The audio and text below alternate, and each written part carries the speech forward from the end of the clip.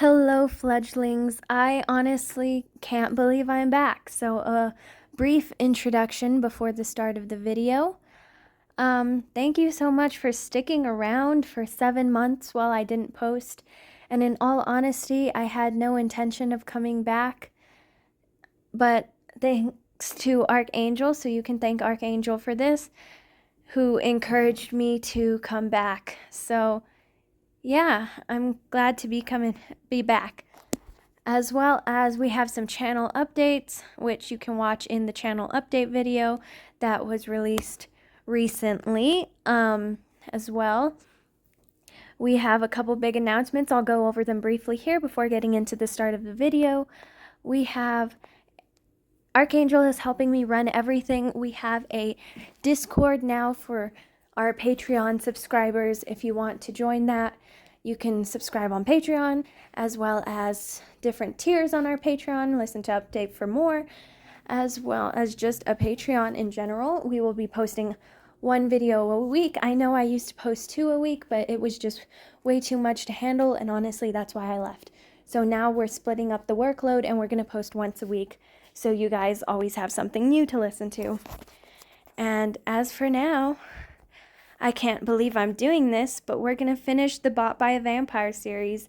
So this is part 4. If you haven't seen the rest before, go find the playlist. It will be linked, as well as the collab I did on the last part. It's really good. Thank you to the account that did that with me.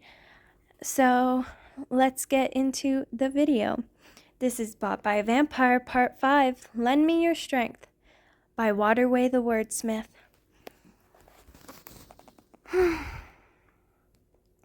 Oh, hello, my love. I'm back. Just one moment. Thank you for accepting me accompanying me on my outing, dear one. You may be excused. Now come here, love. I haven't had a chance to embrace you all day. No matter how many times we touch, it always feels so special. I feel as though my heart could just start beating again. I'm sorry you couldn't come with me to visit Lord Reginald. I do still have many dear ones after all. They need my attention too. Oh, it wasn't anything terribly important, just a social visit. I haven't spoken with Lord Reginald in a long time, and I decided we were due for a good catching up. Honestly, I don't think that you would really like him anyway. Despite being a much younger vampire than I, he's a bit old-fashioned. Well, he doesn't respect mortals much. In fact, he often calls them cattle. Can you imagine? Now, I'd admit that becoming a vampire changed your view of mortals. That's just part of being what we are. I know that some mortals may think that that my habit of dressing up my dear ones and setting them around the manor as decorations is a little demeaning, but he's on a whole other level. He obeys Eventide's laws about mortal rights, but it's clear he only does so he can keep living here. Well, even for vampires who don't care much about mortals, Eventide is a spectacular place to live. Evidently, he feels that treating mortals with more care than he'd like is worth the protection.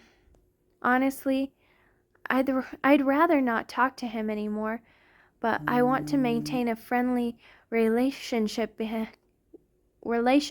him because perhaps it was a mistake after all. I'm fine, love. I'm lying. I'm sorry, love. He was just so awful. He said dreadful things to me about our relationship. I didn't want you to see me like this. It's been a very, very long time since I've felt so vulnerable. Oh, I'm sure you could imagine all the nasty things he had to say. He said that falling in love with you was like, lying with a dog. That's when I left. He very nearly caught me crying, something I haven't done in over a century. I feel so silly and weak. I'm supposed to be strong for you and all my dear ones. I protect you from all the horrors of the world.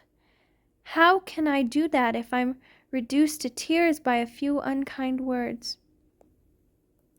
Poor Lillian, she's the dear one I brought with me, looked so shocked, like she couldn't believe I could be hurt so easily.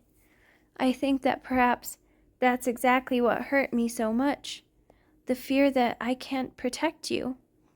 I just keep thinking about what would have happened if you had been there with me, how it would have made you feel. I worry that I'm exposing you to the danger again. It happened before with the Elf King.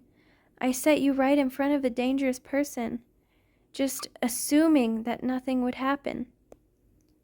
I don't think your life is in any danger from the other vampires, of course, but in rushing to announce our relationship, I may have made you a target for harsh words and criticism. Of course, up to this point, you haven't been outside the manor much, but the party I took you to just a few weeks ago was supposed to be the start of many more such outings.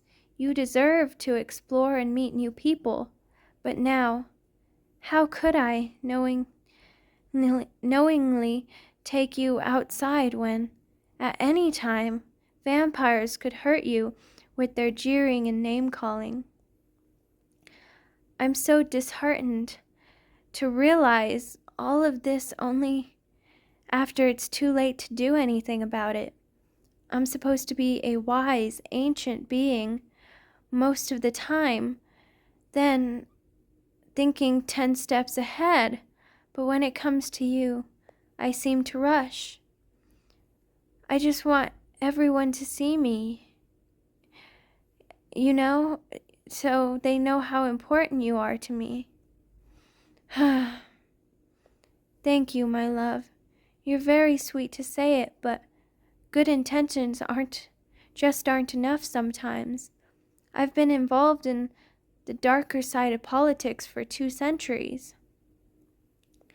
I've seen countless rulers who wanted only the best for their people but couldn't perform their duties properly.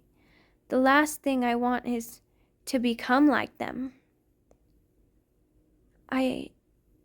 Do you mean that? I hadn't thought of it that way.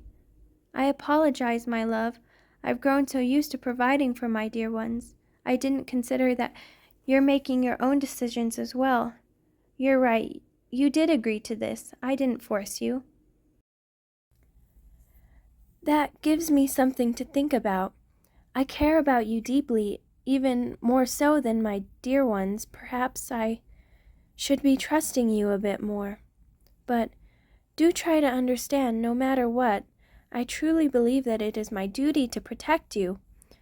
You're a mortal, relatively weak, and inexperienced. I want to be strong for you because in a place like this, you need someone strong to watch over you. I trust your decision when I can, but please indulge me and let me guide you when needed. Thank you, my love. It's been harder for me to adjust than I thought, but this is what I've been missing in my life. A person that I can rely on. I haven't had someone I could consider a partner in a long time. A long, long time. In fact, the last time I did, it didn't end so well. It was another vampire. We began as business partners, but she and I started to become more. It went on for several decades, but we both have strong personalities. We were both accustomed to being in charge. And while we did our best to work together, one day all our disagreements boiled to the surface all at once. She ended up leaving Eventide so she could live apart from me, and fortunately, we've returned to having a friendly relationship, but that only happened after about 50 years of bitterness, and we've agreed that we're better as friends. You have something that she didn't, though. You're so sweet and gentle. When I'm with you, I feel soothed, not inflamed. You don't try to force your way of thinking on me. It's not to say that you're weak or timid, but far from it. You're the strongest mortal I've ever met. But you can simply exclude thoughtfulness and consideration. I can trust that you only have my best interest at heart. And you respect my own experience. You don't assume that you know better. Thank you for being there for me. I love you so very much, and I want you to understand how much I mean how much I absolutely cherish you. When at first I saw you malnourished and bedraggled in that cell, I immediately knew that I wanted to protect you. At all time, all I could think about was how badly you needed me. I could have never imagined back then how much I'd come to need you as well. I suppose that that's a bit of a weakness of mine. I tend to assume that mortals simply don't know as much as me. Even though I'm centuries old, there are still things that I haven't experienced. I suppose it doesn't necessarily matter how much more than you I know. Knowing one important thing is more important than knowing 100 little irrelevant facts. In your case, you know how to accept things that are out of your control. You really came to accept your place here in the mansion rather quickly. I've had dear ones who were absolutely inconsolable for months. You've settled in just about a week. Of course, you're still a bit shy even now, but I think that's part of your charm. I'll need to borrow some of that ability when I can, and I'll need you to help me be at peace with the way things are. In exchange, I want you to remember to rely on me too. It would be silly of you to start carrying the world on your shoulders when your lover is an ancient and powerful vampire after all. You can rely on me to handle things for you most of the time. I'll protect you from threats and keep you fed and clothed.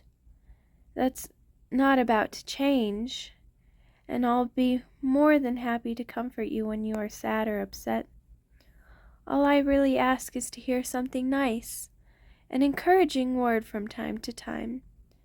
I doubt I'm going to suffer another breakdown like today, but you have a way of making a hard day a little bit better.